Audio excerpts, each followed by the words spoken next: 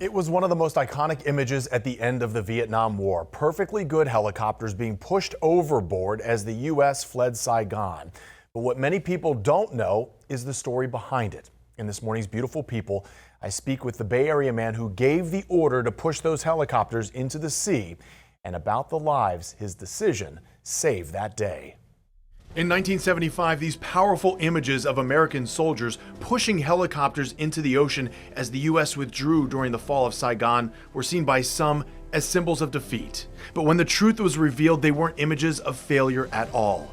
They represented a choice to save lives in the middle of a retreat. My name is Lawrence Cleveland Chambers. I'm a retired Rear Admiral in the United States Navy.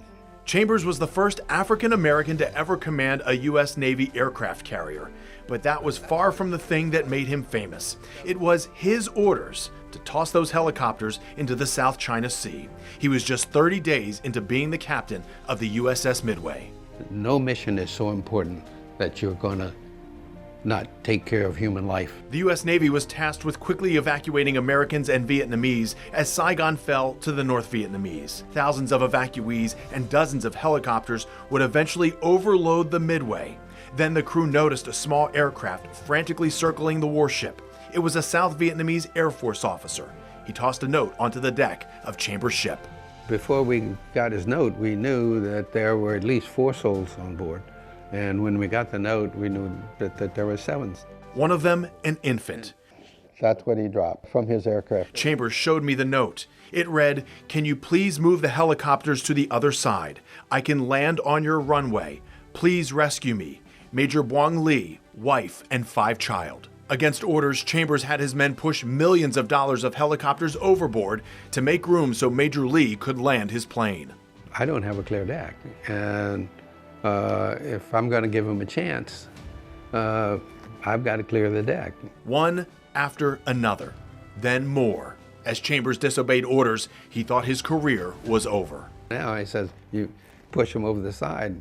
8 more over the side isn't going to make any difference in my court-martial. I mean, I'm guilty, so that decision was easy. Amid turbulence, Major Lee stuck the landing.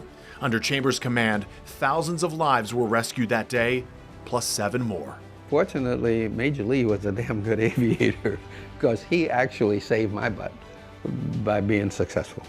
At 95, Chambers lives in the Bay Area and still speaks often about his decision that day and how doing the right thing is never a hard decision at all.